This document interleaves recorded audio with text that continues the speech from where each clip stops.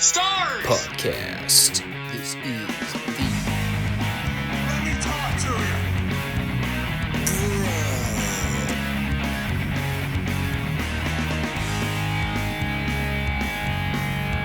This is such good shit.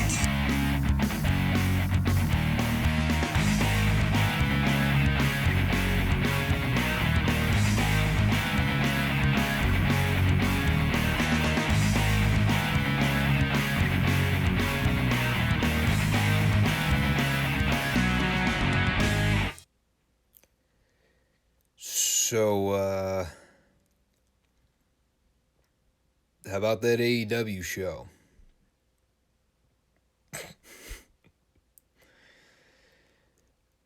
Well, regardless of how you look at it, there'll still be plenty of defenders out there trying to justify it, so all you can really do is laugh at this point.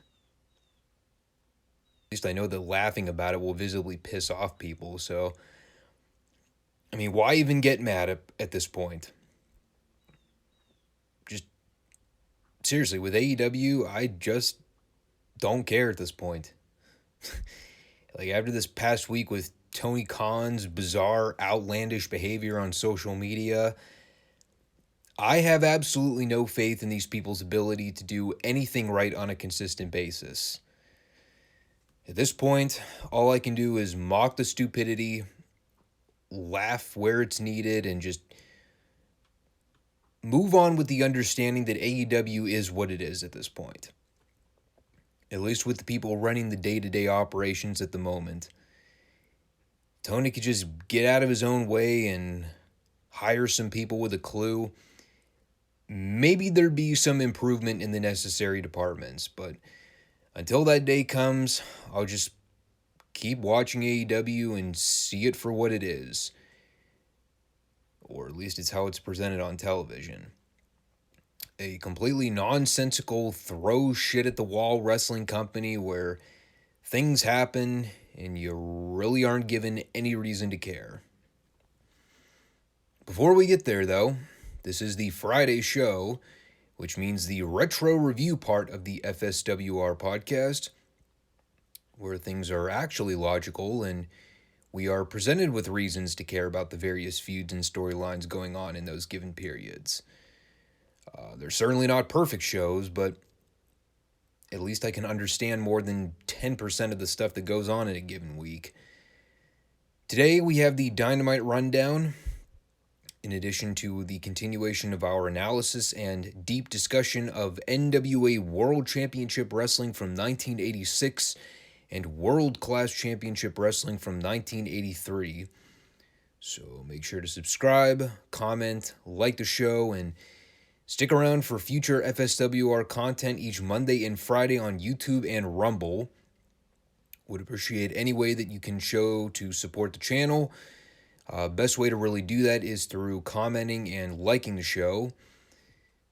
Subscriptions are always nice to have, but I mean, they really don't mean jack squat on YouTube in 2022. And given the way a lot of people are watching video content these days with all the secondary platforms out there, I don't think I'd be crazy to say that YouTube probably won't mean jack squat in the next 10 to 15 years anyway. Alright, let's get this dumbass show done and over with. God, I feel like Tucker Carlson watching these shows sometimes. Just want to put a visual image of Tucker's face up on Dynamite and just let that run throughout the whole 2-hour show. I guess I shouldn't be surprised that they were going to follow last week's good show with a big old sphincter stinker the next week, but again, it's AEW. What do you expect? So 7 days ago, FTR made wrestling history. They managed to pry a relatively good tag match out of the Flippy Dippy Beta Bucks for a change. And we open up Dynamite with CM Punk wrestling, of all people, Penta El Ciro Miedo / Pentagon Jr. / Penta O Screwball, or whatever this guy's going by now. Never mind the fact that they never bothered to explain how this match came to be or why it was booked in the first place. Once again, the usual AEW cold start where they just throw dudes out there to have a match and what happens, happens, basically. It's actually a very similar model to how Bischoff used to book Nitro back in the day. He had a roster in the triple digits, so a lot of weeks he was just pulling names out of a hat and having guys go out there and do matches regardless of whether or not their styles would mesh at all. And a lot of the times the matches would be horrible, let's be honest. Go back and watch some of those old Nitros from late 95 through mid 97 or even early 98. Tell me I'm wrong about that. At least back then you could argue that the business still had megastars like Sting and Luger and the Steiners, Hogan, Flair, so I mean you could get away with it. These days not so much. But the reason I made reference to the FTR Bucks situation a minute ago, the question that I really was wondering going into this match, well, FTR pulled a good match out of the Bucks last week, and FTR are really good workers, so was CM Punk able to pry a good match out of another flippy-dippy acro stunt show clown himself? Or did they jump the gun here? Well, there were far less flips or dives than what I'm accustomed to seeing in a Penta match. The match itself was another story entirely. I probably should have figured that when they opened with the chop exchange and then it quickly descended into the windmill punch of doom, that it was all downhill from there. And to a lesser extent it was. It's the classic Nitro model of just because you can book CM Punk against the guy whose offense is all high-risk lucha bullshit doesn't mean you should. Especially when the guy doing the lucha style isn't a good worker to begin with. He's certainly not Rey Mysterio or Eddie Guerrero, that's for damn sure. Obviously, the most notable part of the match was the spot where Punk and Penta were fighting on the top rope, and Punk went for what looked like some kind of Hurricane Rana, but his foot slipped on the top turnbuckle, so both guys went crashing down and landed pretty awkwardly on the mat. Of course, Punk's a pro, so he made sure to make an angle out of it and start selling the right knee because, well, that's what he landed on coming down.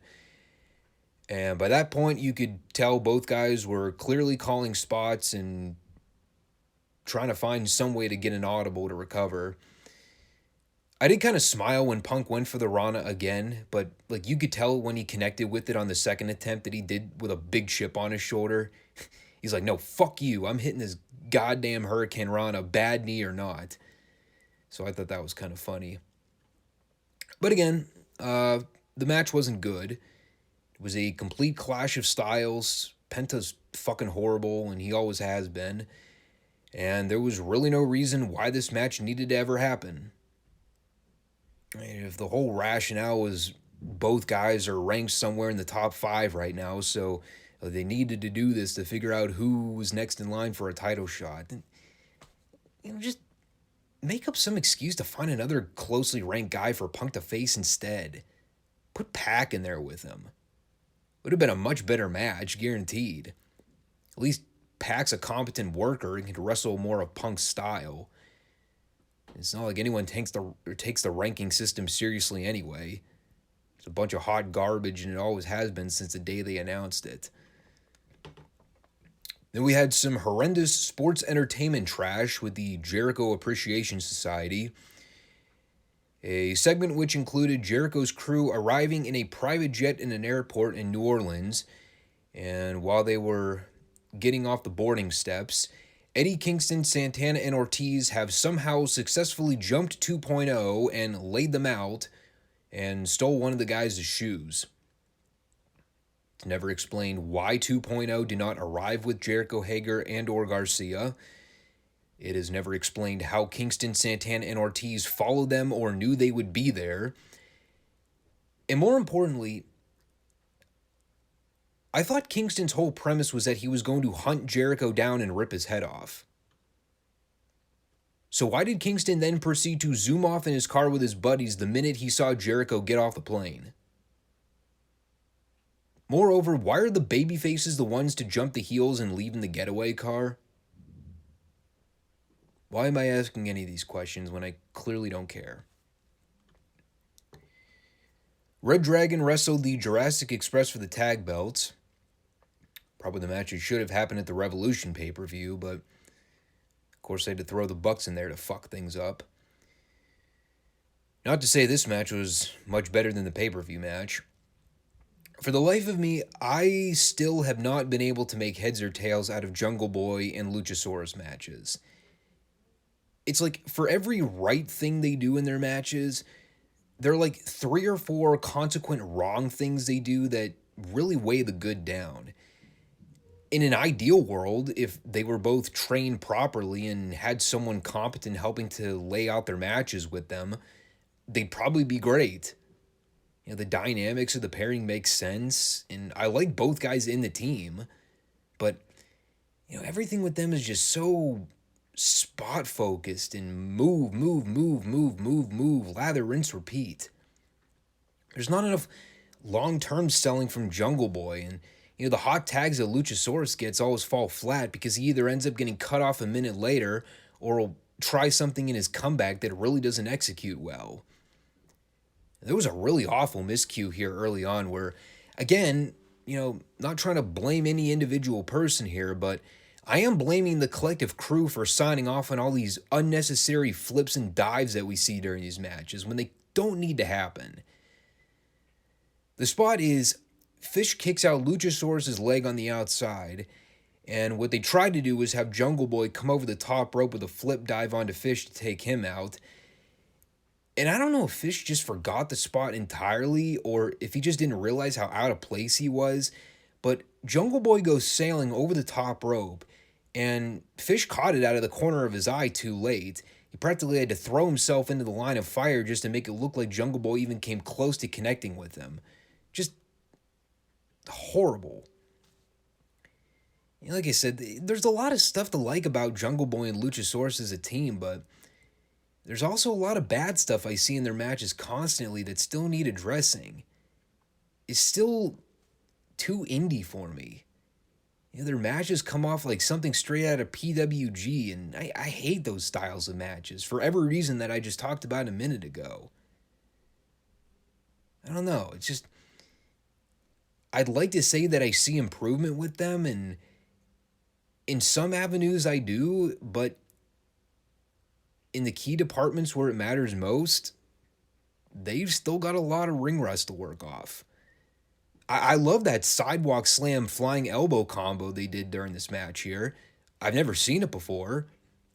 Almost kind of wish that would be their finisher instead of that stupid, goofy-looking back throw powerbomb thing they do, which always looks sloppy and dangerous. And I haven't mentioned Red Dragon yet, but, you know, those two guys are the kind of heel team that should ideally work great with a Jungle Boy Luchasaurus match. You know, they spend time working over Jungle Boy and build up the babyface sympathy. Yeah, they keep him isolated in the heel corner, and they use their mat holds and submission techniques to keep him grounded. You know, they use heel tactics to cut off Luchasaurus behind the ref's back. And they build up to the big climactic hot tag from the Dinosaur where he can run wild on them and throw them around for a bit. And we got a little of it here and there throughout the match, but by and large, that wasn't the central focus. The focus was still too centered around flips and dives and double team moves where guys are illegally in and out of the ring for the majority of it. That shit just sucks. Yeah, the champs retain in the end, and after the match, we immediately get FTR's music hitting, who, of course, get the huge babyface pop. By the way, there's a little nugget of greatness that pretty much sums up AEW in a nutshell. FTR, Ring of Honor, and AAA Tag Team Champions 1,000 times more over than the actual AEW Tag Champs. And as soon as they get into the brief shoving match between Red Dragon and FTR in the rampway, they immediately cut away to a pre-tape of Who you ask? Wheeler Yuta, Jon Moxley, and Bryan Danielson, who are apparently facing the Gun Club on Rampage. Really? That was so important that we had to immediately cut away from the best fucking tag team in the world today following their clinic of matches they've had in the last week? All right, then. Then we had MJF versus Shawn Dean. Captain Shawn Dean. Keep forgetting about that. They also mention here that Dean still holds the win over MJF from a couple months back, where he won via DQ thanks to the Punk run-in, which I had totally forgotten about until they mentioned it. So, props to the announce team for that. Of course, it also kind of spoiled the finish immediately, but we'll get to that.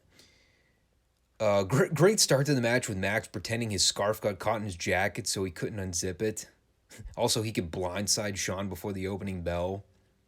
It was totally out of the Tully playbook with, something you'd see out of a studio show back in the day. As if Max really needed the distraction to get a cheap shot on Shawn Dean, of all people, but because he's a douchebag heel, he's going to do it anyway. So obviously the whole thing was centered around the Wardlow angle, and whereas I have not been too hot on the last two segments they shot with Wardlow and MJF on television, they changed it up a little bit here. And by the end, I thought this was done a lot better. They showed the shot in the back with the dead security guards laid out, one of whom had his shirt ripped off. And while MJF is whipping Shawn around on the outside for a minute, he ended up posing by the barricade long enough for Wardlow to show up from behind in the security garb. And I like this little deal here because when MJF did the slow, trembling turn to realize that this giant ass-kicking monster was like 2 feet behind him, there's Wardlow, taking off the shades, striking the momentary grin at Max, and then immediately frowning at him before stepping through the barricade to chase after him. And yes, they did once again have Wardlow get thwarted by the Goon Squad. And while I'm still shaking my head at the fact that these guys are still restraining Wardlow without the use of gimmicks, handcuffs, pepper spray, nightsticks, what have you, they went the extra mile this week and made up for it. What happens is Bryce is counting MJF on the outside while there's this army of security holding Wardlow up against the ring. And MJF realizes that if he wants to break the count, he basically has to bypass Wardlow in this sea of geeks blocking the ring. So like a fucking classic heel, he runs up to the top of the ramp and grabs a microphone, and he tells Bryce that he will triple his pay if he doesn't count MJF out. And while Bryce is holding up at the count of 9, he's thinking about it for a second, probably wondering to himself, would I actually trust this dirtbag asshole to actually triple my pay? Or would I rather humiliate this idiot and count him out to cost him the match? So, of course, he counts Max out, rings the bell, people go crazy. Wardlow's, of course, yucking it up on his way out. And the segment ends with Wardlow getting on the camera in the back and promising that until MJF lets him out of his contract, he can expect more of this from here on out. This is a much better follow-up to the previous couple of weeks because now MJF is left with an ultimatum. He can continue to flank Wardlow with the security every week, but by now we all know the end result. He'll just smash through everyone and find a way to one-up MJF. So now Max is going to have to think of a master plan to get the ball back in his court. He's going to have to find a way to get back on offense instead of playing defense like he has for the last 2 weeks. So I like where this is going now. They have a chance to actually get some heat back on MJF, which is kind of what they need right now. After that, we had Darby challenging Andrade to a coffin match next week. Why, I don't know, but boy, am I glad I didn't buy tickets for that show in Pittsburgh next week. Save myself from having to pay to watch that bullshit happen in person. Then we had Malachi Black doing some WWE gobbledygook promo on, of all people, Fuego del Sol. Yes, Malachi is feuding with Fuego. You guys still happy Malachi signed a contract with AEW? Remember when y'all thought he was going to be a big deal in this company? Jericho, Hager, and Daniel Garcia wrestled Santana, Ortiz, and Eddie Kingston in a six-man. I went to the bathroom during this match, so I really wasn't paying all that close attention to it. This JAS faction sucks. I'm sorry.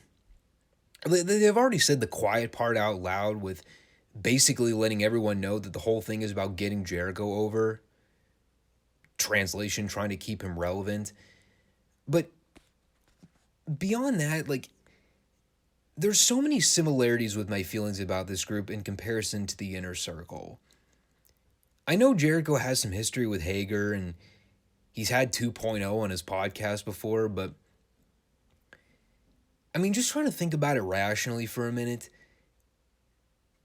Do these guys seem like the kind of guys that you envision hanging out after shows or sharing beers together?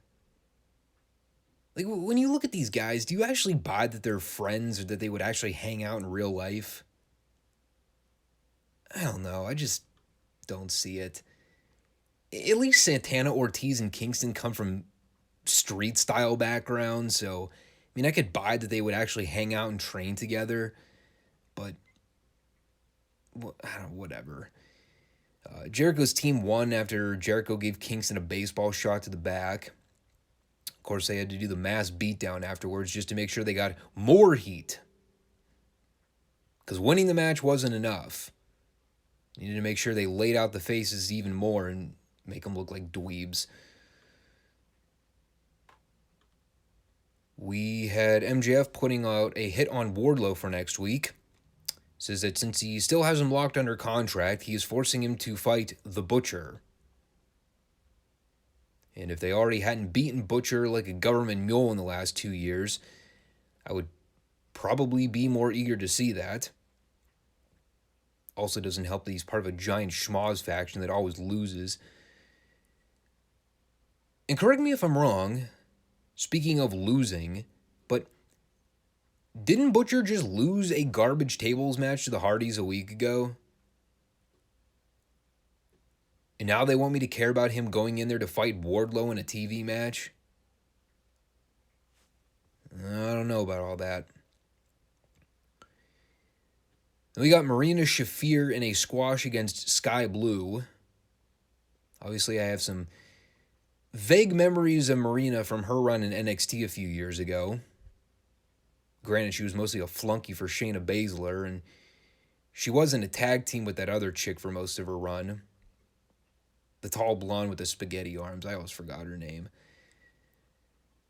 The crowd was deader than a doornail during this match, and for the 2 minutes it went, it really wasn't all that good. Most of it was Marina getting heckled by Jade Cargill's baddie section, with some of the undercard girls in the back. And, yeah. Marina Shafir versus Jade Cargill for the TBS title, huh? That's a thing that's going to happen. Maybe I need to watch that Jenna Sharmell match again to prep myself. Then we got Powerhouse Hobbs and Ricky Starks versus Keith Lee and Swerve Strickland.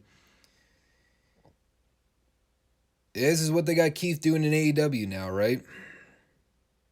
You bring him in with all the hype and fanfare, give him a couple squash wins on television, have him lose a gimmick ladder match at a pay-per-view, and now he's in a tag team with Swerve Strickland. Talk about having no vision. Yet, still, somehow, the guy's red hot with the crowd. Now, of course, the ring psychology was all kinds of fucked up here because they were in Starks' hometown. So even though Keith and Swerve were getting babyface pops throughout the match, so was Ricky. In fact, they even had the heel Ricky Starks make a valiant 2-on-1 comeback on the babyfaces at the end, including him hitting a Canadian Destroyer on Swerve for a near fall. But, what are faces and heels in 2022 anyway. It was such a weird match. And I like all four guys that were in this thing. Obviously, I'm a much bigger advocate of Hobbs and Stark, but I like Keith Lee. I don't have a problem with Strickland per se. But a lot of this match, I could chalk up with very similar complaints I had with the tag title match. It was a lot of moves, a lot of back and forth action. There was some momentary heat from the heels. I continue to believe that Powerhouse Hobbs is one of AEW's, if not the most underutilized talent they have under contract right now. But again, it was a moves-based match. I should mention that the Canadian Destroyer spot that Starks gave to Strickland was followed up less than 30 seconds later with Strickland getting back on his feet and getting back on the offense. Fantastic. And I could be entirely off base here. Wouldn't be the first time. Was I the only one that thought the last few minutes of this match were really weird watching at home?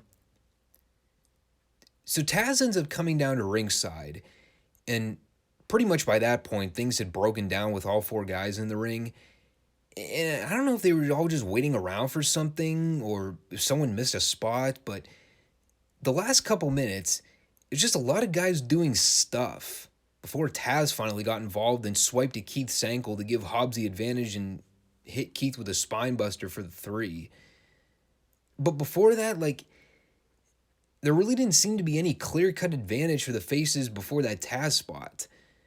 1 minute, I'm watching Swerve get shoved off the top rope to the outside. Then I see Starks getting cut off for a DDT.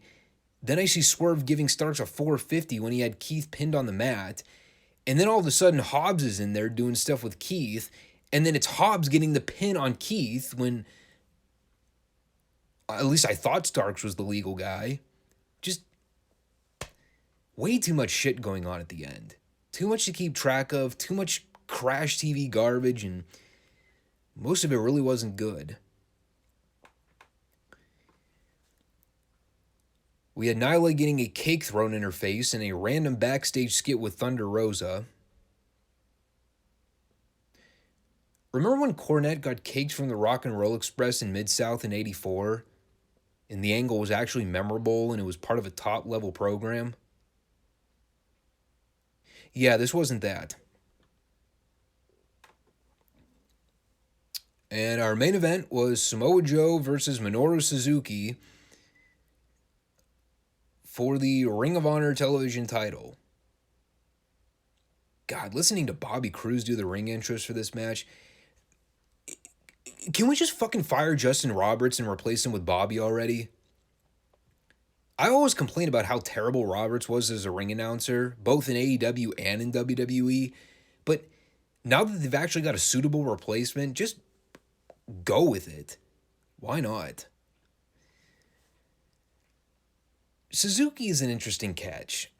Having watched his work in New Japan for a long time, I guess I always kind of have a soft spot for him as a talent. I know he's an acquired taste for a lot of people, and as much as I constantly bitch and moan about all the fake-looking chops and elbow strikes we see in the business today, factoring in pretty much 80% of Suzuki's offense is chops and strikes. But when I watch Suzuki in there doing the back and forth exchange, it doesn't look fake. Now, granted, maybe it helps that he was in there with Joe, who sold and fed for him during the match, and that was all great. It certainly looked more stiff and real than, say, when Moxley does the same thing, and it looks phonier than a football bat. Yes, I don't think I will ever understand the whole Japanese strong style of matches where the guys will just randomly stop wrestling so they can voluntarily do the cooperative back and forth punch or chop exchange. It's dumb, it's tacky, it always has been, but I guess because they do it in Japan, it's okay to do it in the States. Also probably didn't help that Punk and Penta were doing pretty much the exact same exchange in the opener, but whatever, I'm just belaboring at this point. The match was fine for what it was. Again, the style is not going to be everyone's flavor, and that's fine. Just like how the no logic, no sell, gymnastic stunt show circus match isn't my flavor of match. I guess my problem with it, again, number one, why was this match for the Ring of Honor television title? And on that same subject, if it was going to be a title match, why didn't they just take maybe 2 minutes throughout the show to throw in some highlights of Suzuki winning the damn thing? And give people some context and quit assuming that everyone watched the Ring of Honor pay-per-view. Number two, they hyped this match as a dream match. Okay, never mind the stupidity of doing a dream match with absolutely no build or prior announcement before the show, but if you're going to bill it as a dream match, show some fucking video pre-tapes throughout the night and explain the rationale behind it. Why is it a dream match? What is the backstory with Joe and Suzuki? How did they first meet? Where did they first meet? How did we get to the point we're at now where we finally get to see the showdown for the first time? Yeah, the FTR Briscoes dream match wasn't a particularly well-built program in and of itself, but at least people were kind of familiar with the back and forth tweets and social media exchanges in the last few months. And by and large, if the match was supposed to be a big deal, why give him 11 minutes and some change to work with? Is it because Suzuki really can't go any longer than that? Or is it because he didn't have enough time because you've already got too much other crap going on throughout the night? Any way you look at it, it doesn't make for a particularly great segment. Joe won with the Muscle Buster, so he's the new Ring of Honor television champion. All right then. I don't know what that means or why you should particularly care, but at least it's something for him and Jay Lethal to feud over now. And speaking of such, guess we got to talk about this real banger of a finish they went out on.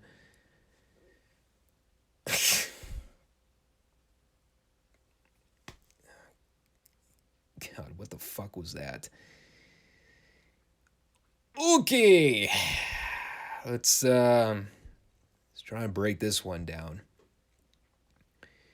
So Lethal and Dutch show up on the ramp with a gift box, and while they're heckling Joe in the ring and Lethal flips him the bird through the bottom of the box, they do the blackout deal. Because apparently this is the only way Tony knows how to debut talent on the show.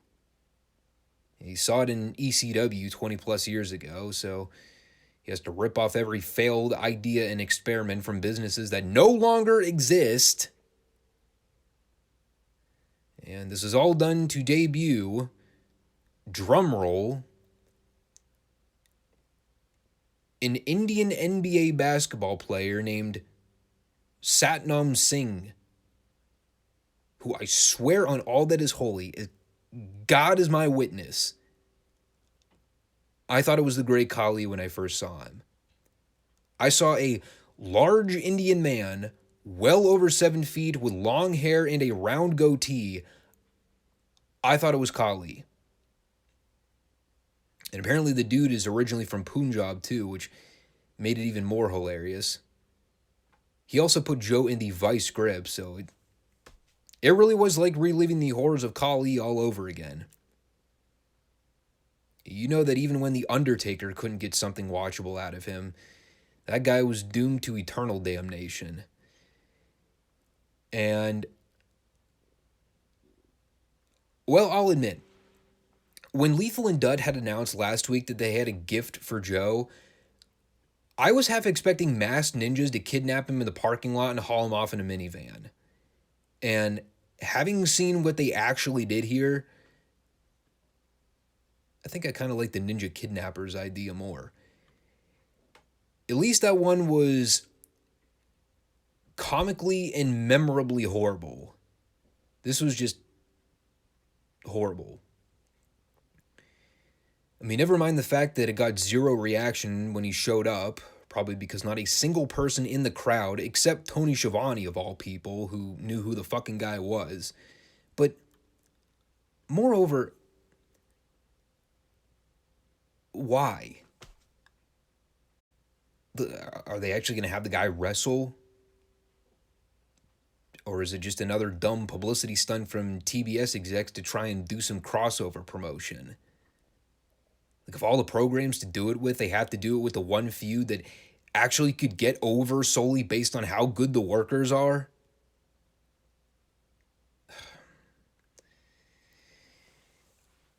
I will say that I am at least relieved to know that even the most loyal AEW cocksuckers are at least calling this one out, because this is pretty ass. Not gonna lie. As was the entire show for the most part. The Wardlow MJF story, that hit home a lot better than it did in the last couple weeks, but the Punk match was a huge letdown. The tag title match had a lot of problems, and God, what even in the fuck was that main event segment? To tell you the truth, I probably would have just settled for an FTR Bucks match recap from last week. If this was going to be what they were going to follow with the next week, it almost kind of makes me sick to my stomach to think that I'd actually be advocating to see a replay of a Bucks match. That takes a lot of pitiful effort to get me to wish for that, but I don't put anything past Tony Khan. I really don't. So with that monstrosity of a show out of the way, let's talk about the classic content for this week. NWA World Championship Wrestling from April 12th, 1986. And we open up with a brief replay of last week's Ronnie Garvin, Arn Anderson TV title match, which consisted of them just showing the Tully run-in for the DQ at the end. But cutting to the booth after the opening graphics, we were going Crockett-less for this one. Tony flying solo on the show as David Crockett is in New Orleans prepping for the '86 Crockett Cup.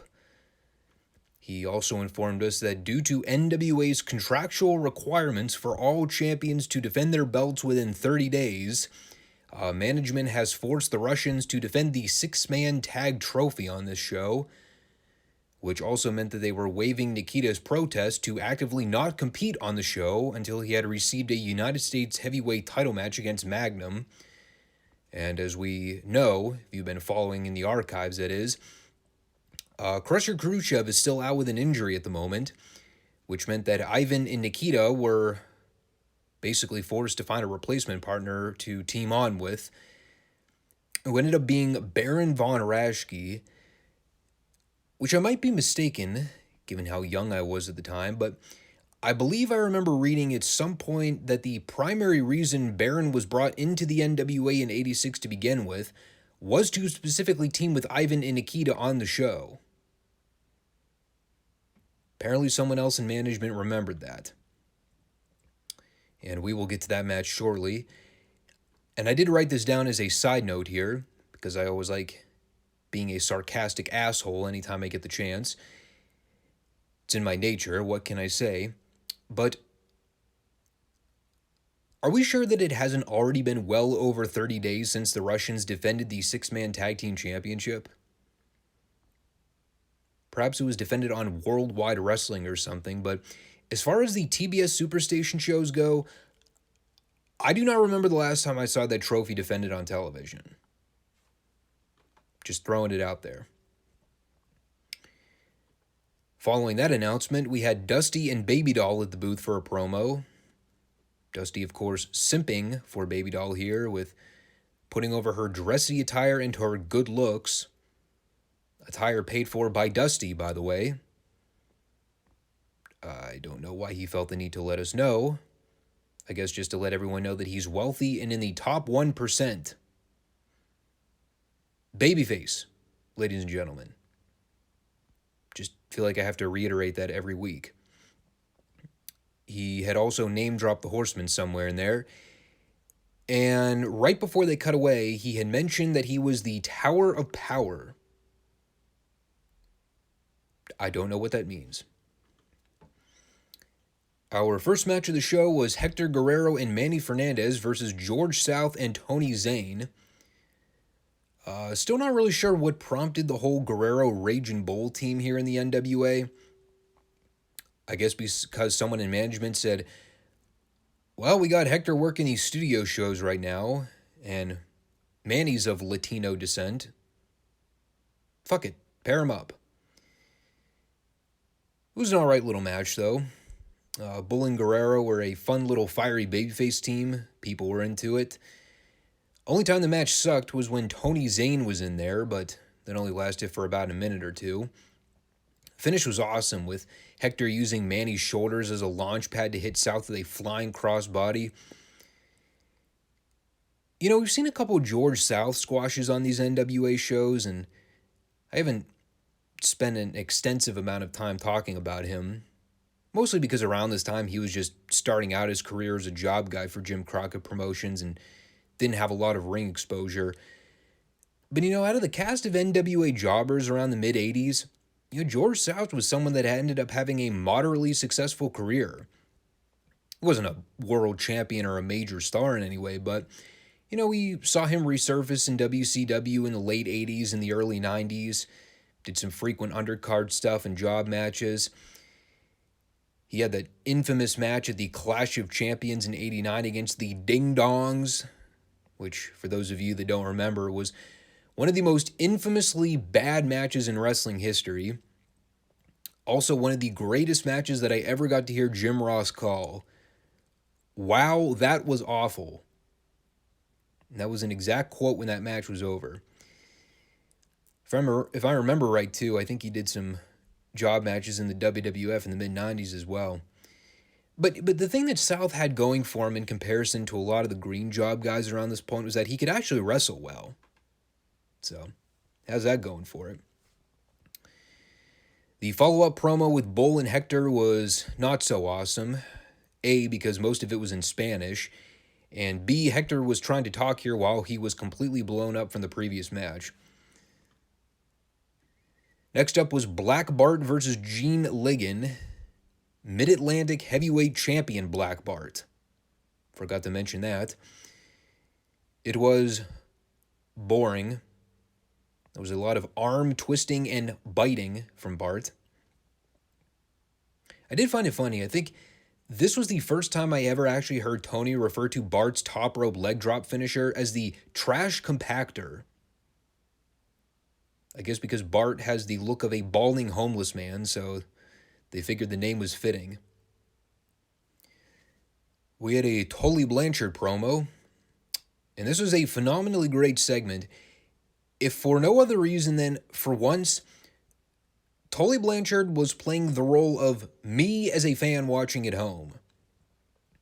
As we all know, according to the NWA handbook, closed fist punches are illegal in sanctioned NWA matches, and Ronnie Garvin has been using closed fists as a finishing move.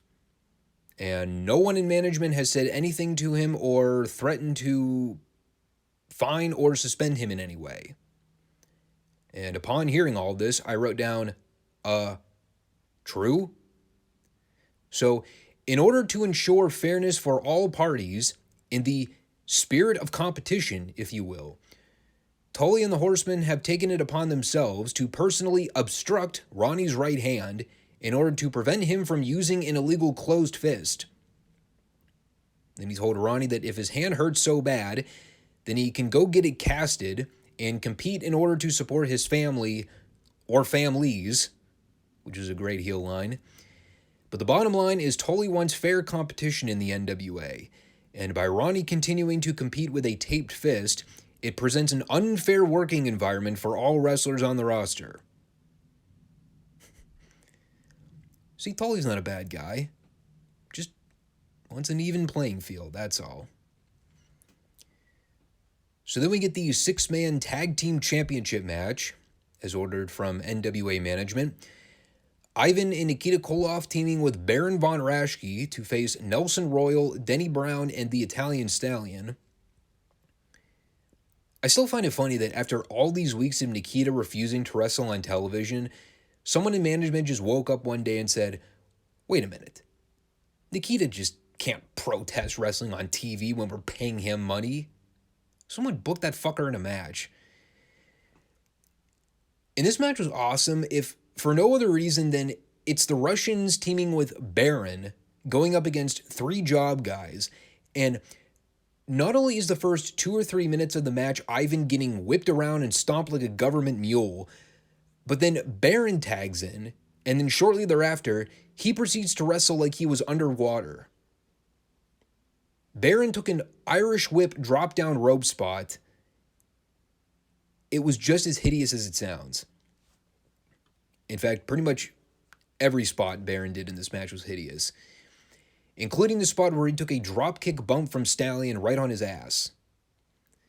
And then shortly thereafter, Nikita tagged in and killed Stallion with the Russian sickle for the pin. I think in the back of my head, I'm still trying to justify my own story for why this match was as competitive as it was. But upon second thought, maybe it would be better to just move on and not try to overthink it so much. We followed that with a Ronnie Garvin promo. I guess because they needed to suck the energy out of me at some point in the broadcast. I'm kidding. Kinda. The premise was centered around the Horseman bashing his hand against the ring post last week. He did inform us here that he's still not sure if it's broken or not, to which I immediately wrote down, you never thought to get an MRI scan? Apparently not. Maybe he doesn't have insurance. He just said it hurts. I'll bet. He warned Tully here that anytime he steps out of his car, his front door, or his shower, that he should look out because Ronnie's coming for him. And on that note, the mere thought of Tully stepping out of his shower with his Johnson hanging out and Ronnie Garvin standing right there waiting for him, gay. And, well, of course, this is where they show the full clip from the attack last week. The only other thing I wrote down here was that I think this is the first time I ever saw Ronnie Garvin wear a baseball cap for an interview. And while I understand the whole idea is to present him as a blue-collar, working-class truck driver, when you think about the fact that he's feuding with a guy who's decked out from head to toe in customized suits every week, I don't know, it does kind of demonstrate a major imbalance with whom we, the audience, are supposed to view as the star. Especially when the star in the $1,000 attire is supposed to be the heel in this situation. After that, we had a Road Warriors promo, and they're pissed. They're hot, as Hawk let us know in this promo.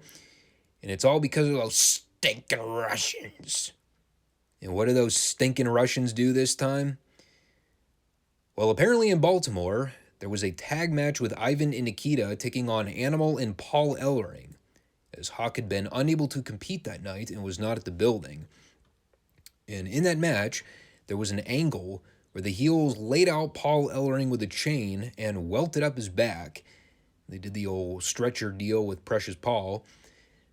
But now the Russians done fucked up, because the Road Warriors have had it. They're out for blood. And when they get their hands on the Russians, which I also believe Hawk said will happen in Baltimore, the score will be settled once and for all.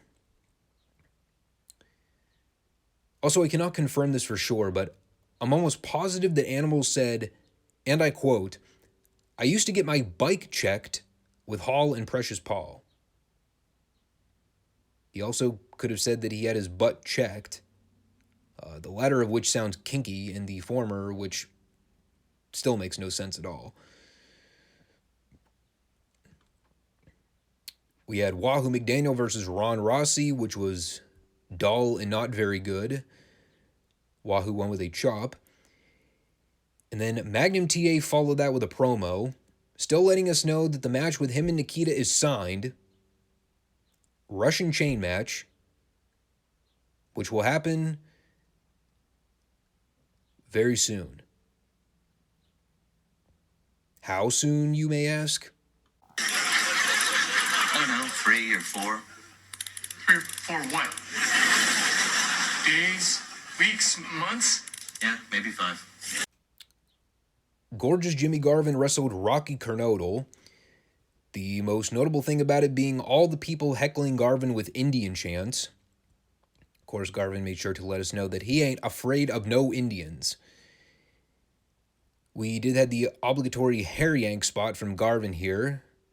Of course, as we all remember from World Class a week ago, when Garvin did the exact same move to Mike Bond, he used his muscles. Should be noted that this one also went through a commercial break for some reason. And when they came back, Garvin worked over Kernodle on the mat a little more and then pinned him with a brainbuster. Following that, we had Ric Flair at the booth. Custom suit, by the way. Just to make sure y'all don't think I'm blowing smoke up your ass about the Ronnie Garvin truck driver comments earlier. And among this being every Flair promo you've ever heard before, that being his reference to Ricky Morton's female viewers being teeny boppers in training undergarments, he also made sure to let everyone know that he prefers double Ds. Mature women, to be more PG. He also made sure to admonish Ricky for breaking one of his 150 pairs of sunglasses and making Flair stretch an $800 custom blazer. As we all know, when you fuck with Flair's wardrobe, shit gets real. Then we had Arn Anderson versus Sam Houston for the World Television Championship, which was the usual and typical Great Arn match that we've all come to know and love on this show.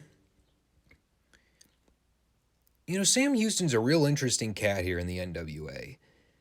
Again, very early in his career, he breaks into the business as Dusty's protege, and obviously because Dusty's booker at the time, he's going to put Houston in some pretty high-profile matches here. But again, you know, he's a really solid wrestler, even only having like 2 or 3 years of ring experience by this point. A really good underdog babyface. The people were behind him. Arn fed for him very well. Obviously, with Houston, he spent a lot more time in the Mid-Atlantic region around 85 and 86, so we really only saw him sparingly on these TBS shows. But when he showed up, man, the people loved him. Now, granted, I think a lot of that might have had to do with him getting pretty much shoehorned into feuding with the Horsemen immediately, so he was basically de facto babyface from the jump. But, you know, when we saw him in those pairings with the Horsemen, whether it was tags or multi-mans or even basic singles matches on these shows against Arn or Flair or Tully, he held his own.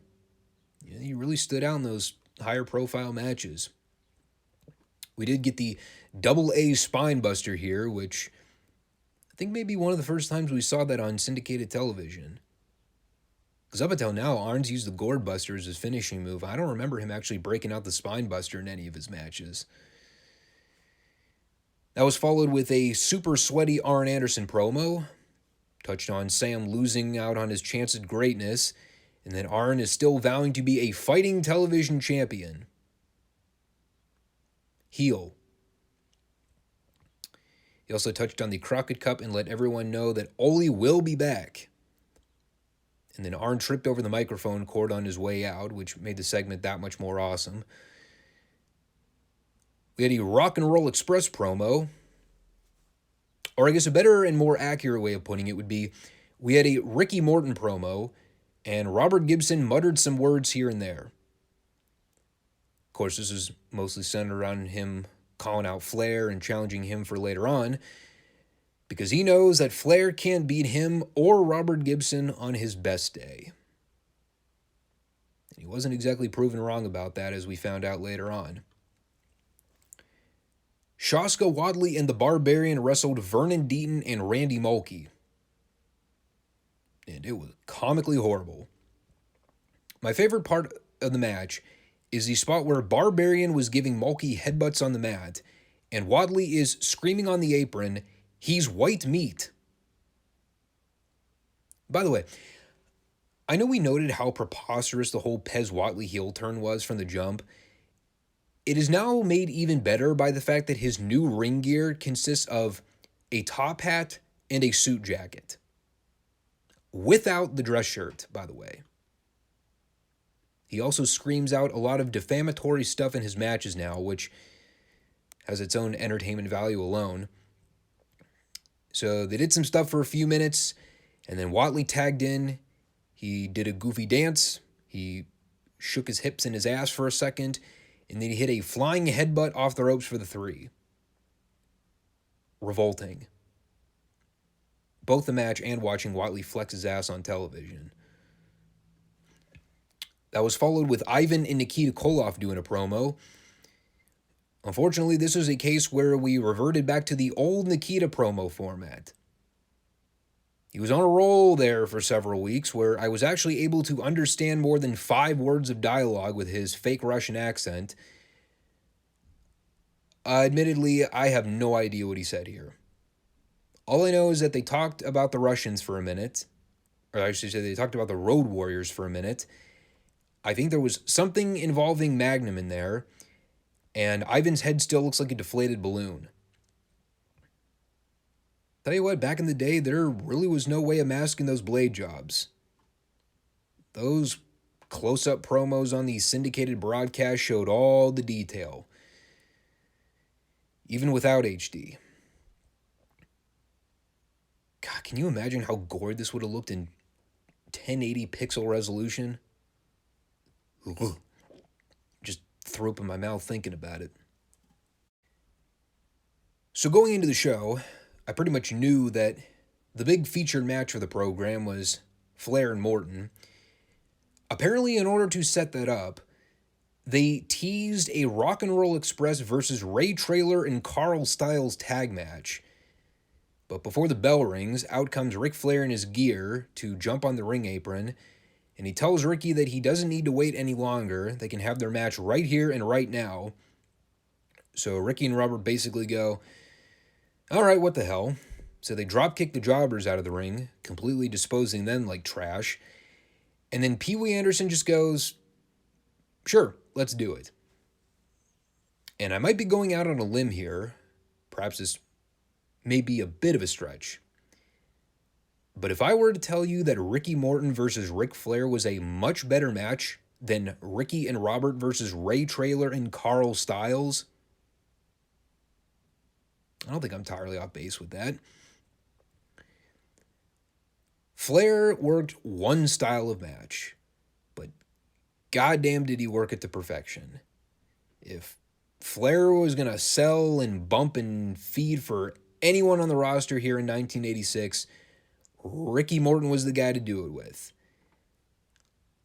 And I'll talk about this real quick because I've heard the Flair criticisms before, and when you look at it retrospectively, I think it's easy to try and nitpick the Ric Flair match because it was virtually the same style every time. But the thing I think a lot of people have a hard time understanding is what actually made that work. You know, there's the old catchphrase out there, so-and-so could have a good match with a broomstick. And when you really think about Flair's career, the guys he's worked with, and the fact that he usually got a good to great match out of just about anyone and everyone he ever worked with, that's what made the Flair style so genius. You know, did Flair oversell for a lot of guys and probably work on defense too much, you know, especially for a lot of the undercard workers at the time? In hindsight, yes. Could Flair have worked the WWF main event style like Hogan did and just go out there and squash geeks without letting his opponents get in anything? Of course he could have. But, you know, Flair wasn't a selfish worker. His goal was to be the best wrestler he could be and have the best match possible. Whether he was wrestling top of the card guys like Dusty or Harley or Ronnie or Sting or Luger, to the lowest of the totem pole guys like George South or Sam Houston, both of which I think we've seen in 85 already. It's why the Horseman name is significant in the history of the business, because it wasn't just a gimmick. Arn, Tully, Ole, and Rick, they were the original workhorsemen of the business. Top of the card guys that could go in there at peak performance and out-wrestle and outwork virtually everyone they were paired with. The goal was to have the best match. And the particularly great thing about the Ricky Morton, Ric Flair story is that, you know, even though Flair's preoccupied with Ronnie Garvin and Dusty Rhodes at the moment, Tully and Arn in their respective programs as well. The Morton Flair story is a side angle that's basically stemmed from the tail end of 85, where they wrestled on the Superstation. There was controversy in that match too. And pretty much ever since then, the whole story is Flair continuing to underestimate and belittle Ricky on television, claiming that he's not on Flair's level and he never will be. So after weeks and weeks of Flair running his mouth on the rock and roll, Ricky finally stood up to this pompous bully and put him in his place. Now he's caught Rick's attention, and all that trash talking has finally come back to bite him in the ass. Of course, when we get the actual match, the entire story is that Flair gets beaten from pillar to post, as the old cliche goes, because he didn't think that Ricky would be able to put up as much of a fight as he did. Despite the fact that they've already wrestled on television, and bearing in mind that Ricky was a former World Tag Team Champion. But Flair's so full of himself. He's so arrogant because he's the world champion. He's at the top of the food chain. So he figured this would just be a simple walk in the park for him here. They had a great transition to commercial here where the split-second frame before they cut away to break, we see Morton and Flair do the drop-down Irish whip spot off the ropes. Ricky lunges right toward the hard cam, and he gets tangled up in the ropes before they cut away. It was perfect timing.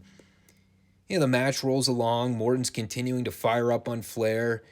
Arn ended up coming out there to scout at one point.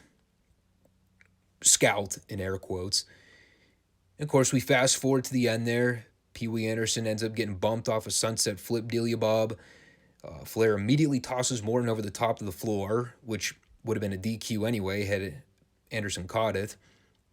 A minute later, Morton fires back, rams Flair into the ring post for a gig job. I mean, it's Flair, so you saw that coming a mile away.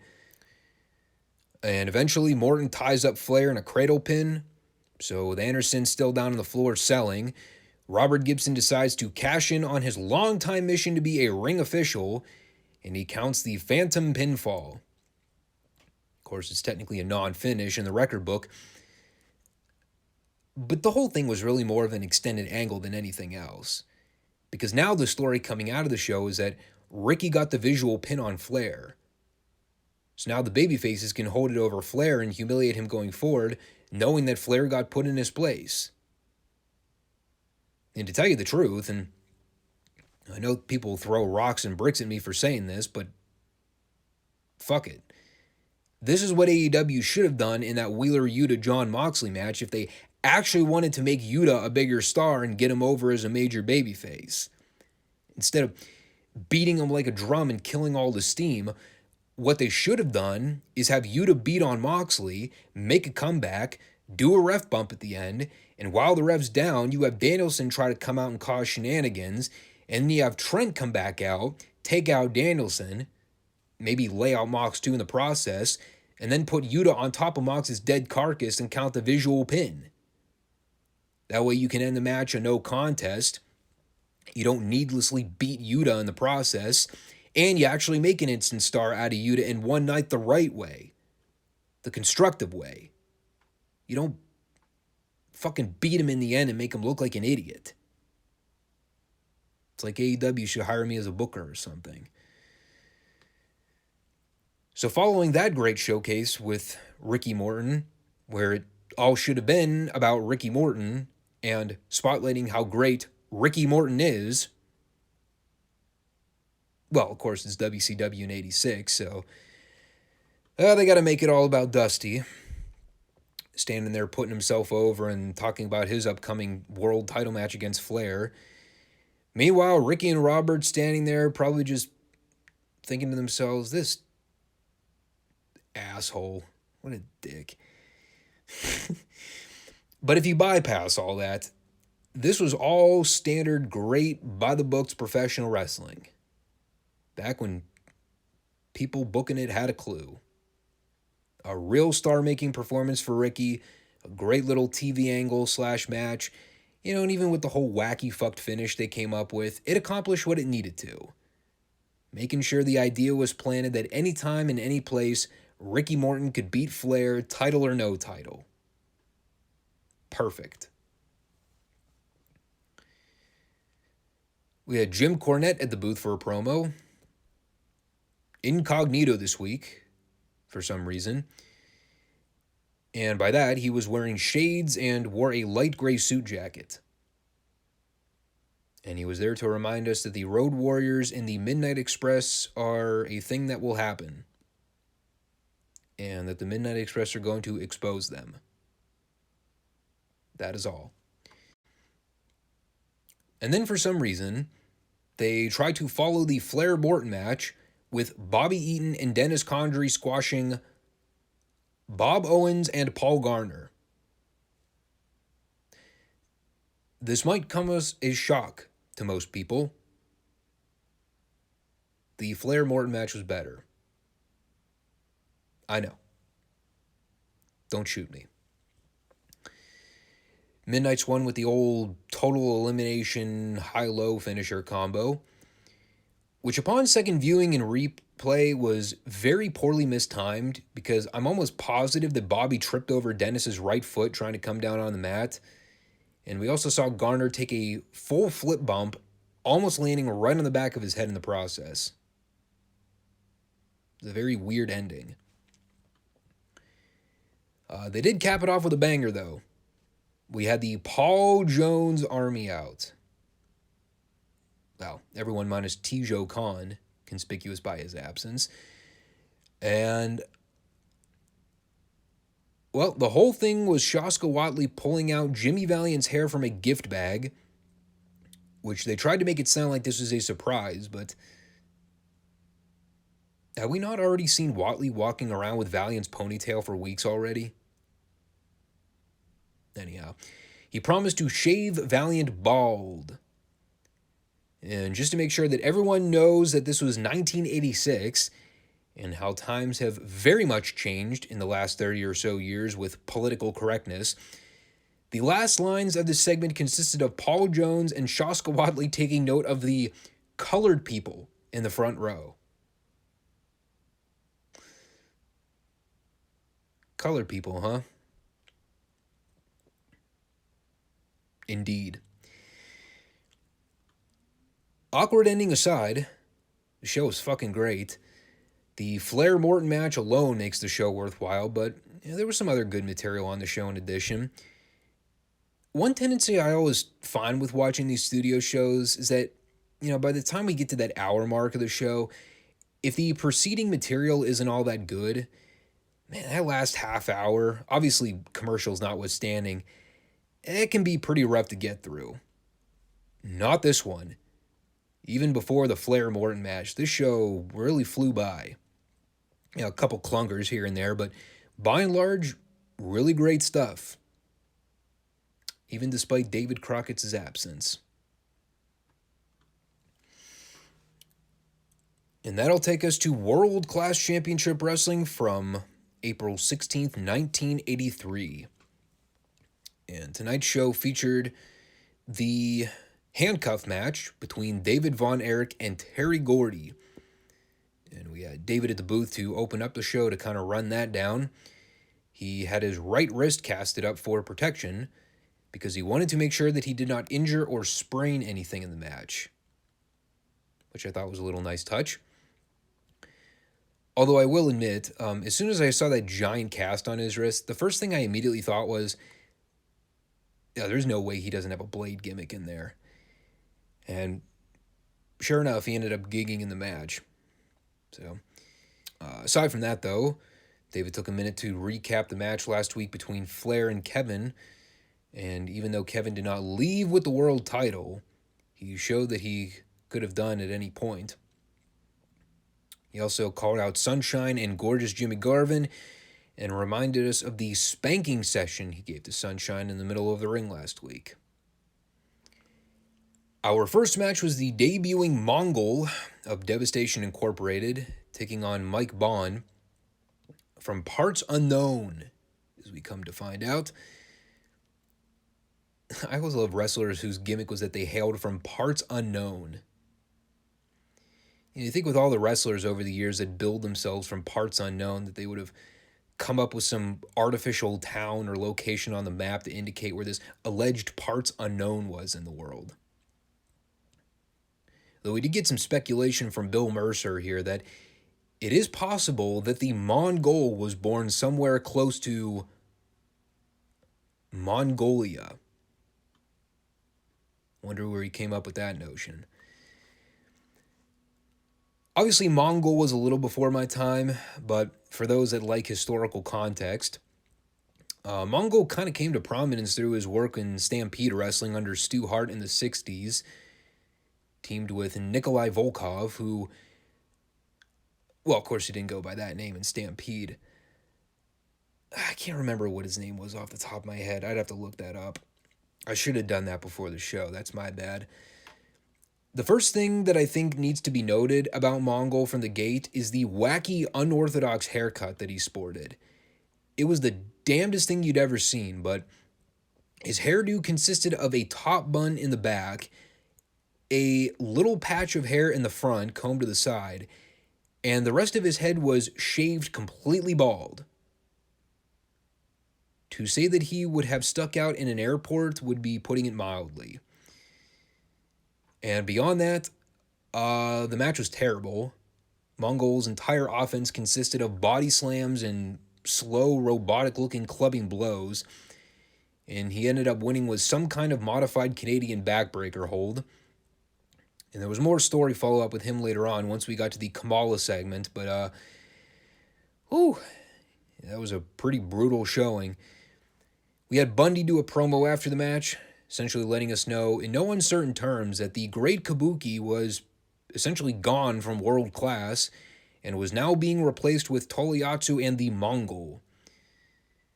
And again, for historical reference, the kendo stick match that we saw last week with Kabuki and Yatsu, apparently that was Kabuki's send-off. After this, I believe he wound back up in Mid-South with Gary Hart, but as far as I know, I think that was the last time we ever saw him in World Class.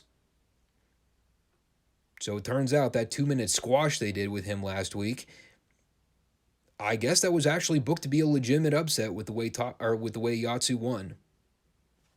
Interesting.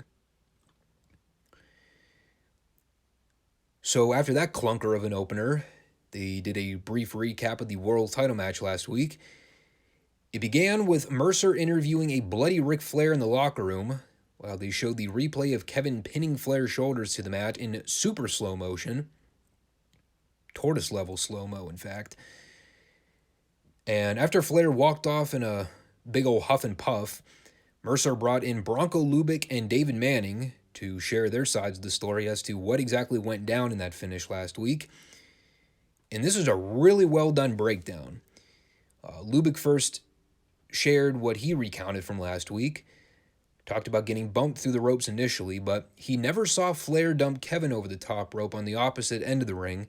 What he saw from his perspective was Flair going sailing over the top rope on his end, and that is when he concluded that everything that transpired afterwards was irrelevant, as Lubick stated. As for Manning, he had been sent out from the back from management to check on Lubick after the bump, so he had never saw Kevin get tossed over the top rope either. But when Manning came down, he decided to jump in and officiate the match, and even though it was Lubick's call based on what had transpired at the finish, Kevin Von Erich is still technically the world champion in his eyes. And I added this in here because this part was just fucking phenomenal. Because Flair comes back into the frame to admonish Manning and tell him that he had no business sticking his nose in that match when he was not assigned to be the official. And then Flair turns to Bronco and goes, "Brother, I want to personally congratulate you on making the right call." And Flair goes to stick his hand out for a handshake, and Bronco, the best babyface official on the planet, he stands there and scowls with his hands on his hips. And Flair, knowing he was not going to get a handshake in response, he just walks off camera, trying to be all cool and casual about it. Awesome. Best part of the show. God, I talk about this all the time with the modern era, but, it's so great to go back in a time and watch wrestling footage when the referees weren't fucking imbeciles. Back when the refs were actually smart and they saw bullshit go down and they called it when they caught it. You think maybe someone in AEW ought to watch this tape and learn how to make the referees look competent for a change. You think it's rocket science with the way they book their matches. Next match was King Kong Bundy versus Jose Lothario. We had a total 1980s moment in this match where Bundy actually says aloud to Lothario, and I quote, "I'm going to kill you, Mexican." To which Mercer's response, in classic fashion, well, Bundy sure gets his point across, doesn't he? Word. That was literally the only notable thing about it. It went to a 10-minute draw after a bunch of boring holds. I have nothing else to say about it. But I do have something to say about this. As advertised, we had, and I'm not kidding here, in the bush with the Ugandan giant Kamala. Whose bush? So we cut to a pre-tape with Mercer, Skandor Akbar, the Mongol, Kumar, and Kamala's caretaker, Friday. And they are in the forest, aka the natural habitat of the wild, uncaged behemoth Kamala. And while Akbar's taking a minute to put over the Kabuki situation and talk up the Mongol, Kumar and Friday are off in the woods trying to hunt Kamala down so that Mercer can try to get a word in with him. And in the most epic thing I think I've ever seen on the show so far, Kamala comes into the frame with his giant spear, and he's huffing and he's puffing and he's snarling, looking into the camera like a menacing animal. And Mercer goes to put the mic to him so we can hear Kamala speak in his native tongue. And Kamala turns to Bill. He gives him a shove. Mercer completely disappears into the ether. And then for all intents and purposes, I think Kamala maimed the cameraman. Possibly eating him in the process. I'm not exactly sure. And while the whole thing was goofy and completely ridiculous on its face, it is also a prime model of a gimmick that really would not work in today's business for many reasons, beyond the sheer absurdity of the cartooniness of it. But here's the thing.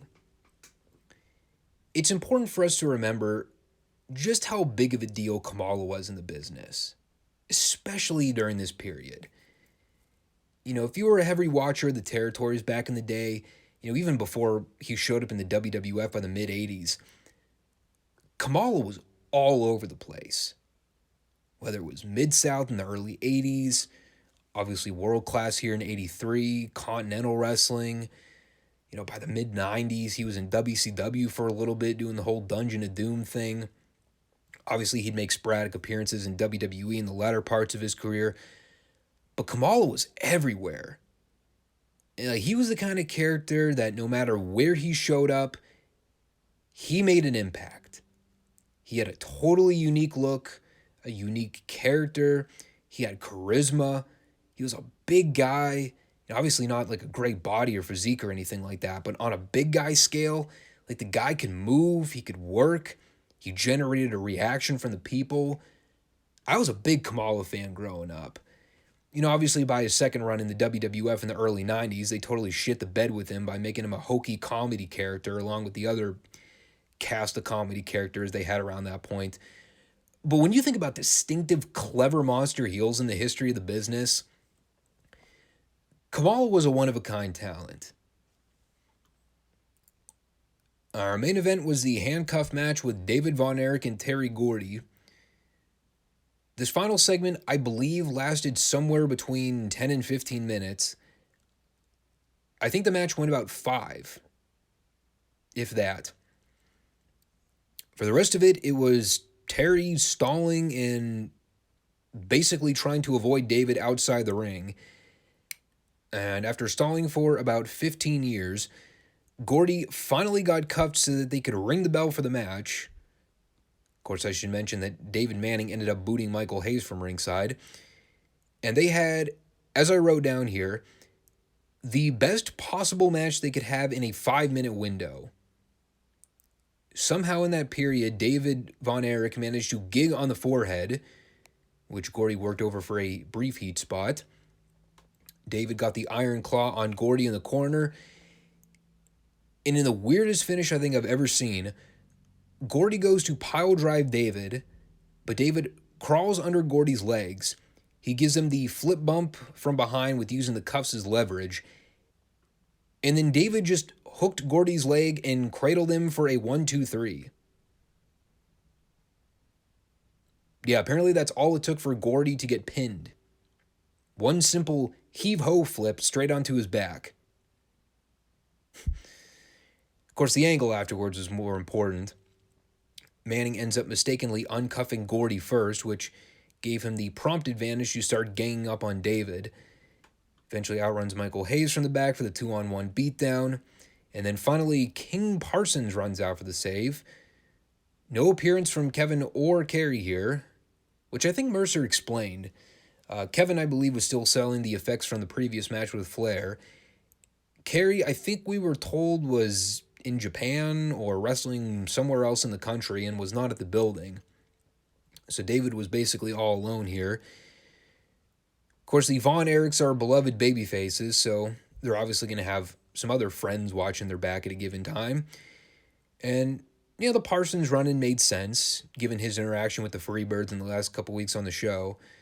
So the match was kind of lame, but it was more of an extended angle than anything else. Gordy's show-closing promo, that was epic. He's ranting and raving on the Von Erichs, as only Gordy knows how to do best, promising a good old-fashioned Texter whooping. Just a total unhinged madman standing next to Mercer. And Mercer tries to pass the stick to Hayes to get his thoughts on the match. And Gordy looks at him and goes, "No, fuck you. Give me that mic."